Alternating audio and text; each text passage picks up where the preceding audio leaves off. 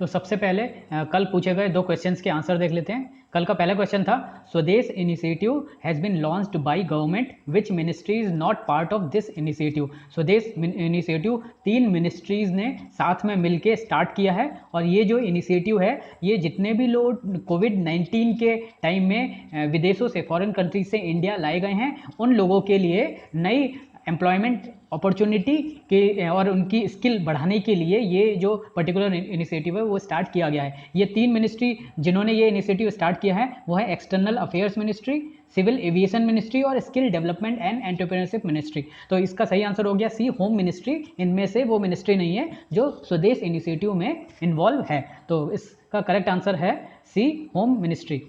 Second question था कल का, which country hosted virtual global vaccine summit. तो अभी रिसेंटली ग्लोबल वैक्सीन समिट करवाई गई थी यूनाइटेड किंगडम के द्वारा। तो यूनाइटेड किंगडम की इस समिट में इंडिया ने कोविड-19 को टैकल करने के लिए अपनी तरफ से $15 मिलियन जो अमाउंट है वो कमिट किया था। तो $15 मिलियन, इसलिए ये न्यूज़ और ये ऑर्गेनाइजेशन न्यूज़ में थी। Global vaccine summit, virtual global vaccine summit United kingdom में ऑर्गेनाइज कराई गई। तो इसका करेक्ट आंसर है सी, यूनाइटेड किंगडम। तो चलिए स्टार्ट करते हैं आज की पहली न्यूज़ से। आज की फर्स्ट न्यूज़ है, मिलिट्री लेवल टॉक्स पॉजिटिव।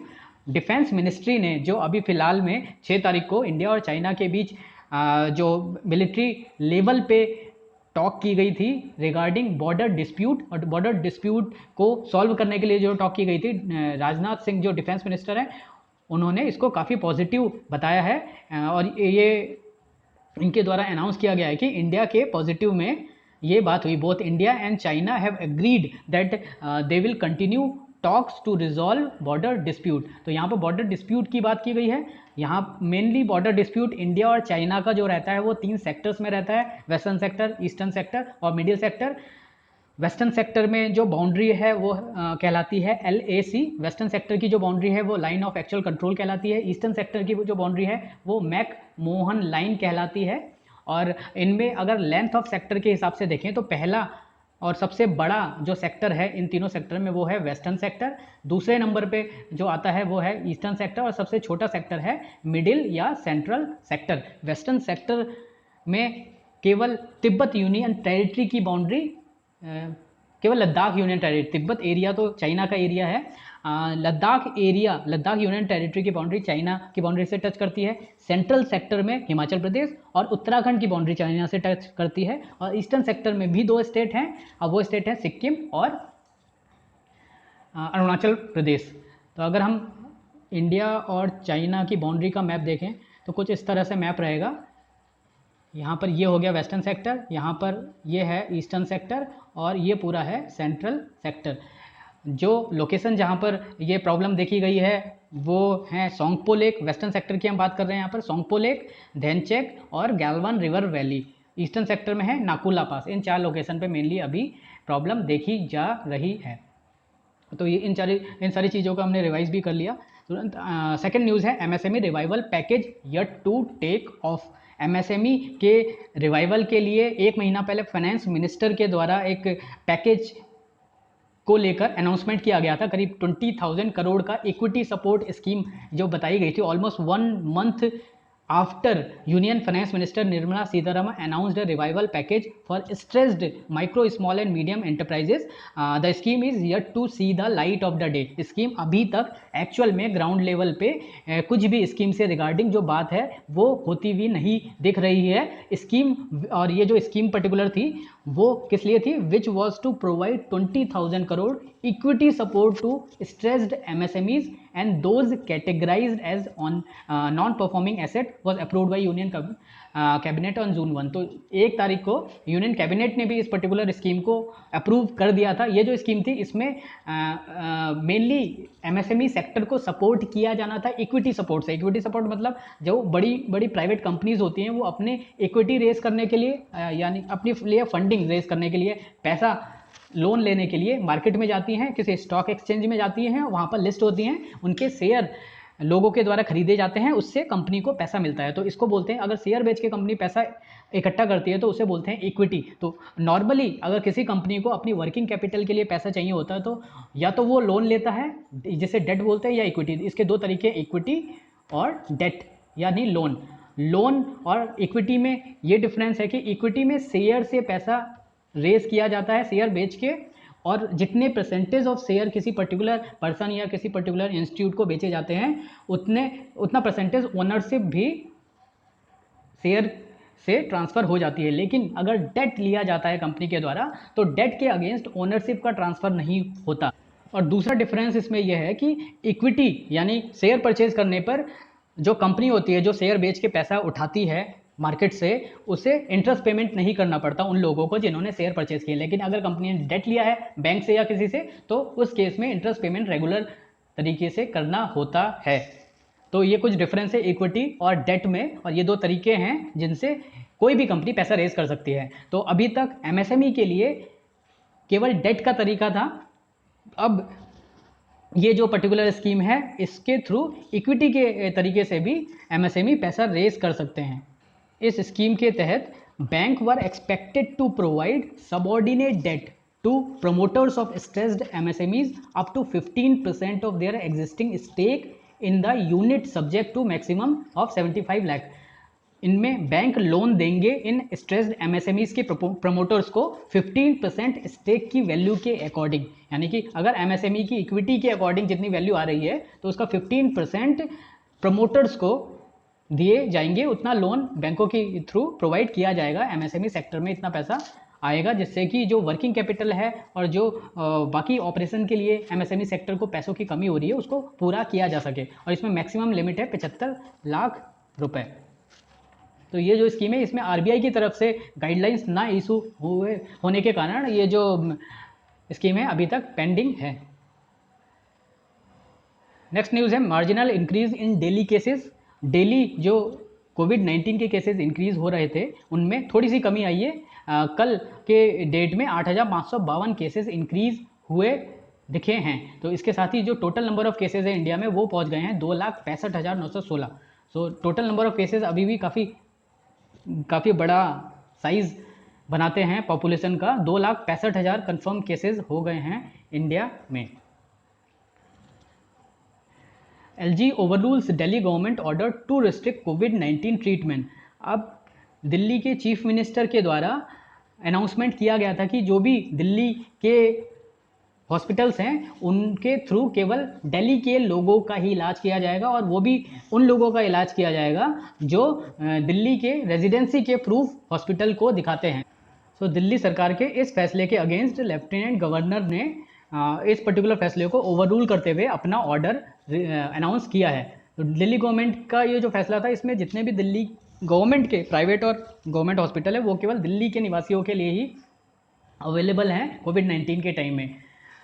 तो ये जो फैसला किया गया है लेफ्टिनेंट गवर्नर के द्वारा ये किया गया है in his capacity as chairperson of Delhi disaster management authority. Delhi disaster management authority के चेयरपर्सन दिल्ली के लेफ्टिनेंट गवर्नर हैं अनिल बैजल। नॉर्मली अगर हम नेशनल डिजास्टर मैनेजमेंट अथॉरिटी की बात करें, नेशनल डिजास्टर मैनेजमेंट अथॉरिटी की बात करें तो इसके हेड कौन होते हैं? इसके हेड होते हैं प्राइम मिनिस्टर। जो अथॉरिटीज़ स्टेट में होती हैं डिजास्टर से रिलेटेड, जैसे स्टेट डिजास्टर मैनेजमेंट अथॉरिटी, इसके जो हेड होते हैं वो होते हैं चीफ मिनिस्टर। लेकिन यूनियन टेरिटरीज़ में जो हेड होते हैं वो वहाँ के चीफ मिनिस्टर ना होके लेफ्टिनेंट गवर्नर हेड होते हैं। तो उसी तरह दिल्ली एक यूनियन टेरिटरी है विथ लेजिस्लेचर, तो इसके हेड दिल्ली के चीफ मिनिस्टर ना होके दिल्ली के लेफ्टिनेंट गवर्नर हैं।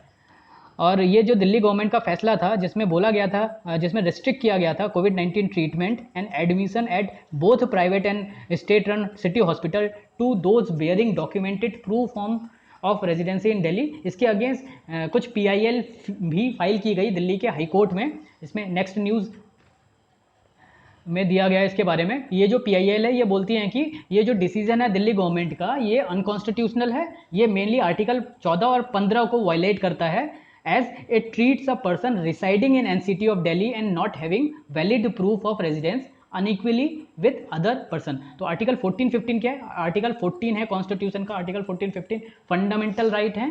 तो यहाँ पर आर्टिकल 14 और 15 दिए गए हैं। इन दोनों आर्टिकल के बारे में हम देख लेते हैं। आर्टिकल 14 कहता है कि state shall not deny to any person equality before law और equal protection of law within territory of India. यानी स्टेट किसी भी पर्सन को बिफोर लॉ और इक्वल प्रोटेक्शन ऑफ लॉ के अगेंस्ट में जाकर कोई ऐसा काम नहीं करेगा। दूसरा जो आर्टिकल है article 15 which states that state shall not discriminate against any citizen on grounds only of race, religion, caste, sex और प्लेस ऑफ बर्थ। स्टेट के द्वारा कोई ऐसा काम नहीं किया जाएगा जिसमें किसी भी पर्सन को डिस्क्रिमिनेट किया जाए, केवल इन 6 ग्राउंड्स में, और ये ग्राउंड्स हैं रेस, रिलीजन, कास्ट, सेक्स और प्लेस ऑफ बर्थ। तो यहाँ पर प्लेस ऑफ बर्थ की बात की गई है विच इज़ रेजिडेंट। तो ये दिल्ली गवर्नमेंट ने जो फैसला दिया है वो रेजिडेंट के बेसिस पे दिया है, इसलिए इस पर्टिकुलर जो डिसीजन है गवर्नमेंट का उसके अगेंस्ट पिटीशन फाइल की गई है हाई कोर्ट में। अब नेक्स्ट जो न्यूज़ है पेज नंबर 5 पे, Rajasthan tops two in job scheme. Rajasthan ने जॉब स्कीम यानी मनरेगा में टॉप किया है, और ये जो रैंक 1 आई है राजस्थान की, वो ये नंबर ऑफ वर्कर्स पार्टिसिपेशन में मेजर की जा रही है। Total number of labour engaged under MNREGA in Rajasthan is 49.52 lakhs, highest in the country. तो कंट्री में किसी भी स्टेट के द्वारा इतनी बड़ी संख्या में लोगों का पार्टिसिपेशन मनरेगा स्कीम में अभी तक नहीं देखा गया है। राजस्थान इसमें नंबर 1 आया है। लास्ट ईयर जो संख्या थी ये वो थी 32,25,000 के करीब, और इस साल 49 लाख पहुंच गई है। कोविड-19 के कारण भी जो माइग्रेंट वर्कर्स वापस आए हैं उनका भी पार्टिसिपेशन बढ़ने के कारण ये जो पर्टिकुलर नंबर है वो काफ़ी इंक्रीज हुआ है। तो मनरेगा स्कीम 2006 में स्टार्ट की गई थी, और इस स्कीम के थ्रू रूरल एरियाज़ के एडल्ट मेंबर को अनस्किल काम के लिए मिनिमम 100 डे का जॉब वर्क दिया जाता है, और ऐसे पर्सन को दिया जाता है who is willing to do unskilled work. और अगर ये जो काम है ये 15 किलोमीटर के आसपास के एरिया में ही दिया जाता है, और अगर गवर्नमेंट एम्प्लॉयमेंट नहीं देती है मनरेगा के अंडर तो उसे जो अनएम्प्लॉयमेंट अलाउंस है वो देना पड़ता है। तो ये मनरेगा स्कीम है जिसके थ्रू काफ़ी स्टेट गवर्नमेंट अब माइग्रेंट जो लेबर्स हैं उनको इंगेज करने का काम कर रही है। कोविड-19 की वजह से जो लाइवलीहुड की प्रॉब्लम हो रही है उसको एड्रेस किया जा सकता है काफ़ी अच्छे तरीके से। नेक्स्ट न्यूज़ है पेज नंबर 9 पे, सुप्रीम को यहाँ पर एक न्यूज़ है हेबियस कॉर्पस के रिगार्डिंग। हेबियस कॉर्पस क्या है? ये रिट पिटिशन है जो सुप्रीम कोर्ट में फाइल की गई है। This news is regarding supreme court ask Jammu Kashmir to respond to plea against Soz detention. एक यूनियन मिनिस्टर थे, former union minister Saifuddin Soz, जिनको 2019 से डिटेंशन में रखा गया है, और इन्हीं के रिगार्डिंग ये हेबियस कॉर्पस सुप्रीम कोर्ट में फाइल की गई है। Supreme court on Monday ask Jammu Kashmir government to respond to a petition challenging the house arrest and detention of senior Congress leader and former union minister Saifuddin Soz for last 10 months. तो 10 month से ये detention में है, और इनकी वाइफ की तरफ से इनके लिए हेबियस कॉर्पस फाइल की गई। तो ये जो हेबियस कॉर्पस है इसके बारे में देख लेते हैं, पहले न्यूज़ हम कंप्लीट कर लेते हैं। इस न्यूज़ में ये दिया गया है कि इनका डिटेंशन अगस्त 5 में 2019 में किया गया था, when special right given to Kashmiri people under article 370 was abrogated and state of Jammu and Kashmir was recognized and divided into 2 union territories, UT of Jammu Kashmir and UT of Ladakh. तो ये जो हेबियस कॉर्पस है ये वन ऑफ द 5 रिट हैं जो constitution of India में दी गई हैं।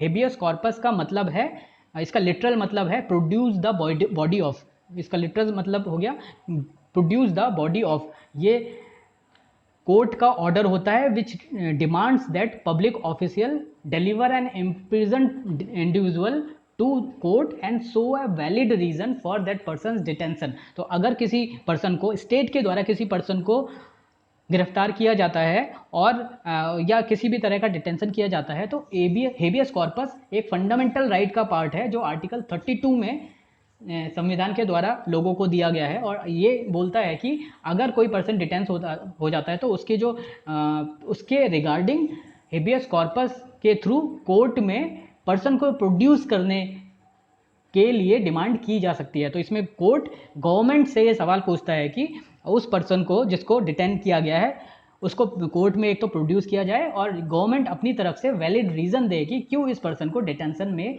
रखा गया है या आगे रखा जाएगा।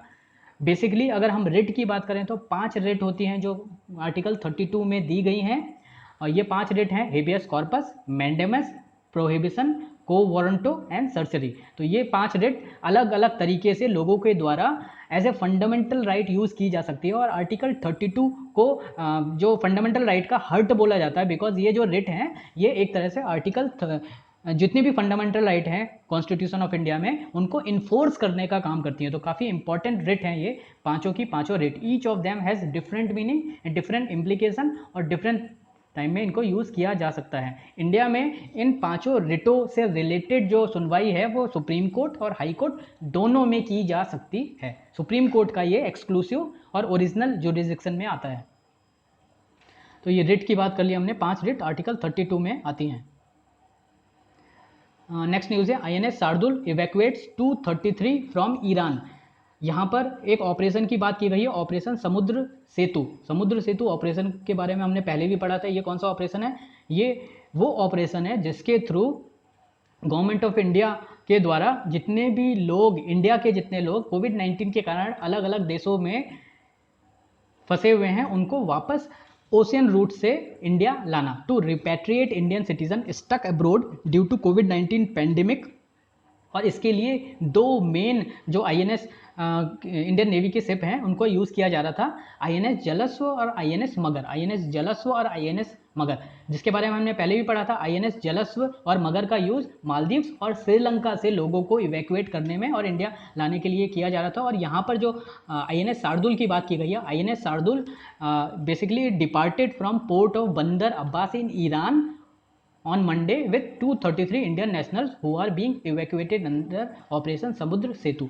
ऑपरेशन समुद्र सेतु और ऑपरेशन वंदे भारत, वंदे भारत, ये 2 ऑपरेशन हैं। वंदे भारत ऑपरेशन के थ्रू एयरक्राफ्ट यानी एयरलाइन से लोगों को इंडिया लाया जा रहा है और ऑपरेशन समुद्र सेतु के थ्रू ओशियन रूट से जो भी कोविड-19 के कारण लोग फंसे हैं इंडिया के बाहर अब्रोड उनको वापस लाया जा रहा है। तो इसमें आईएनएस शार्दुल के द्वारा ईरान से लोगों को लाया गया।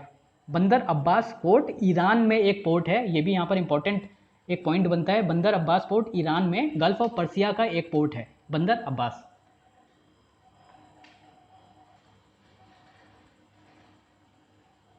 नेक्स्ट इंपॉर्टेंट न्यूज़ अब है हमारी वर्ल्ड पेज पे।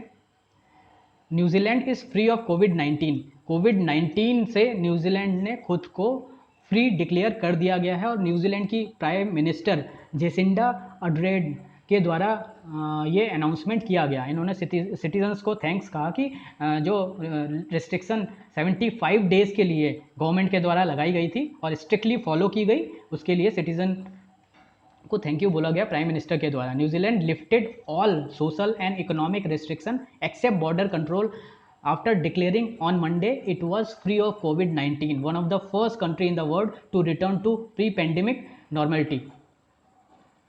New Zealand one of the first country है जो कोविड-19 से पूरी तरीके से फ्री हो गया है और जिसकी गवर्नमेंट ने खुद को पूरी तरीके से फ्री अनाउंस कर दिया है।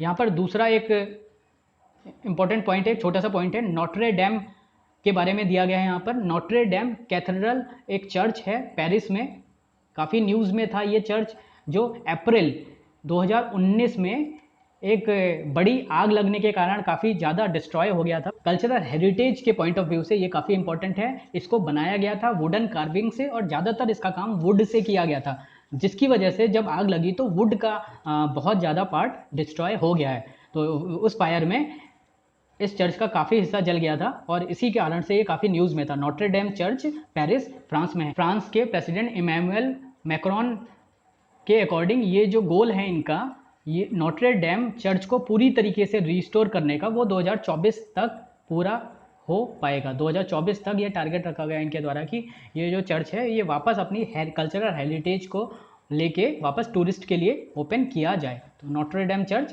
Paris France. बिजनेस पेज पे न्यूज़ है, economy to contract 3.2% in financial year 21।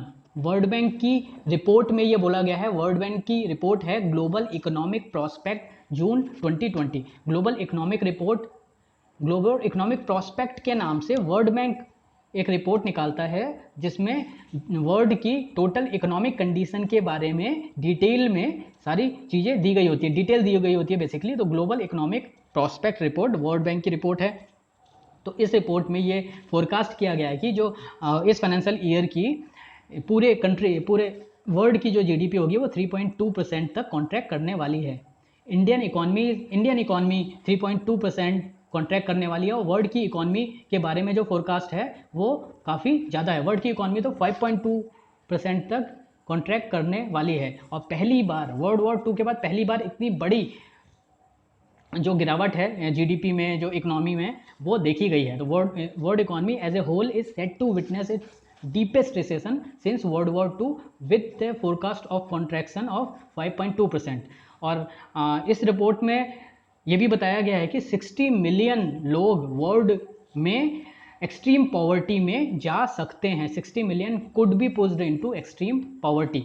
इसके साथ ही साथ जो डेवलपिंग कंट्रीज़ हैं उनके बारे में जो फोरकास्ट किया गया है इस रिपोर्ट में बोला गया है कि जितनी भी emerging market and developing economies हैं they are expected to contract by 2.5%। 2.5% उनमें कॉन्ट्रैक्शन आ सकता है। वर्ल्ड बैंक ग्रुप के जो चेयरमैन हैं, वर्ल्ड बैंक ग्रुप के जो हेड हैं, वो हैं डेविड मालपास, जिनके द्वारा ये जो रिपोर्ट है वो रिलीज़ की गई। नेक्स्ट न्यूज़ है mutual fund see dip in equity scheme inflows. तो म्यूचुअल फंड में इक्विटी स्कीम में लोगों के द्वारा जो पैसा लगाया जाता है उसमें कमी देखी गई है। म्यूचुअल फंड यहाँ इंपॉर्टेंट है हमारे लिए। Mutual fund is an open professionally managed investment fund है। ये एक ओपन फंड है और प्रोफेशनली मैनेज इन्वेस्टमेंट फंड है, और ये डायरेक्टली शेयर परचेसिंग से डिफरेंट है, बिकॉज डायरेक्टली शेयर परचेज लोगों के द्वारा डायरेक्टली की जा सकती है, लेकिन म्यूचुअल फंड में जो परचेजिंग होती है शेयर्स की वो म्यूचुअल फंड मैनेजर के द्वारा की जाती है, और इसीलिए इसको प्रोफेशनली मैनेज इन्वेस्टमेंट फंड बोला जाता है। तो इसमें अलग अलग इन्वेस्टर से पैसा एक बास्केट में पूल किया जाता है। It pools money from many investor to purchase security. तो पहले investor, retail investor, institutional investor से एक जगह पैसा इकट्ठा किया जाता है, पूल किया जाता है, फिर उस पैसे का यूज़ करके सिक्योरिटी और शेयर्स परचेज किए जाते हैं। ये जो इन्वेस्टर होते हैं जो पैसा लगाते हैं उन्हें रिटेल इन्वेस्टर भी होते हैं उनमें, और उनमें इंस्टीट्यूशनल यानी कि ऑर्गेनाइजेशन और फर्म्स भी होती हैं। तो इसमें काफ़ी एडवांटेज हैं, काफ़ी डिसएडवांटेज भी हैं। पहली एडवांटेज है इकोनॉमीज ऑफ स्केल, बिकॉज छोटे छोटे इन्वेस्टर्स के द्वारा, इंस्टीट्यूशनल इन्वेस्टर्स के द्वारा एक जगह पैसा इकट्ठा किया जाता है, तो बल्क में काम किया जाता है, इसलिए इकोनॉमीज ऑफ स्केल है। इकोनॉमीज ऑफ होप है, डाइवर्सिफिकेशन है, लिक्विडिटी है। Diversification, liquidity and professionally management, ये किसी म्यूचुअल फंड मैनेजर के द्वारा मैनेज किया जाता है, इसलिए प्रोफेशनली मैनेज्ड है। इसके ड्रॉबैक हैं कि ये जो सुविधा है इन्वेस्टर्स को वो एक फ़ीस के बेसिस पे दी जाती है, इसलिए जो इसके म्यूचुअल फंड फीस है और एक्सपेंसेस है, एग्जिट लोड है, उसके कारण ये थोड़ा सा शेयर के मुकाबले कॉस्टली हो जाता है। लेकिन शेयर से इसमें जो रिस्क है वो कम होता है। तो अगर म्यूचुअल फंड और जो डायरेक्टली शेयर्स होते हैं उनमें अगर फ़र्क पूछा जाए तो पहला फ़र्क है कि म्यूचुअल फंड में रिस्क कम होता है। दूसरा फ़र्क है ये कम रिस्की है। अगर शेयर किसी कंपनी में कोई इन्वेस्ट करेगा किसी कंपनी के शेयर में, तो उसके गिरने के चांसेस काफ़ी ज़्यादा होते हैं, लेकिन म्यूचुअल फंड के थ्रू अगर उस कंपनी में लगाया जाए तो उसमें जो रिस्क है इन्वेस्टर का वो काफ़ी कम हो जाता है।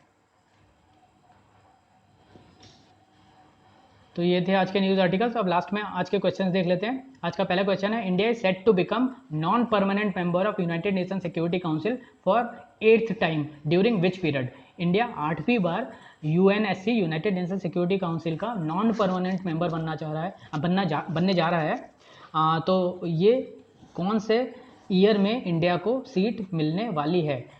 2020-21, 2021-22, 2022-23 और 2023-24।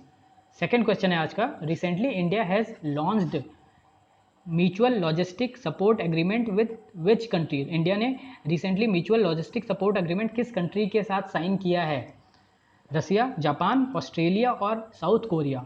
तो इन दोनों क्वेश्चंस के आंसर आपको कमेंट सेक्शन में बताने हैं। तो ये थे आज के क्वेश्चंस। आई होप कि आपको पसंद आया होगा, और अगर आपको पसंद आया है तो वीडियो को लाइक करें, शेयर करें, सब्सक्राइब करें और कमेंट भी करें। Thanks for watching.